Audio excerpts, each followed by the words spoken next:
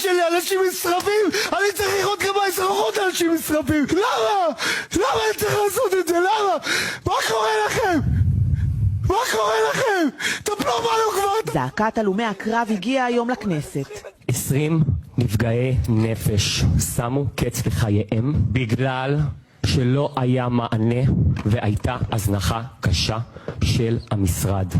לאחר מותו המצער של בר קלף שהצית את עצמו בשבוע שעבר ומת מפצעיו, ומותו של אור דוניו, גם הוא הלום קרב מוכר, התכנסה היום השדולה להלומי קרב בכנסת לדיון מיוחד באמצע הפגרה. אני אלון סער, הבן של רונן סער, הוא כבר חודש נמצא במצב של צמח. למה? כי הוא התאבד, ניסה להתאבד לפחות, בפעם ה-10, 11. יש לילות שאני לא יכול לישון. אם אתם רוצים, יש לי פה סרטון של אבא שלי תולה את עצמו מול אגף השיקום, כדי שיכירו בו. למה? למה אני צריך לראות את זה? למה חייל בעזה שנמצא בפעילות צריך לקבל שיחות מאנשים שאומרים לו, תפתח עכשיו את הפייסבוק, יש לייב, אבא שלך מתאבד. למה אני צריך לראות את זה? למה הם לא מקבלים טיפול? למה הם לא מקבלים טיפול? למה המשפחות לא מקבלות טיפול? למה אני צריך לסבול את זה? שמשרד הביטחון ייקח אחריות ולא ישאיר אותנו כלואים. אבל אם הוא משאיר אותנו כלואים, אז הנה, אני תליתי לבד.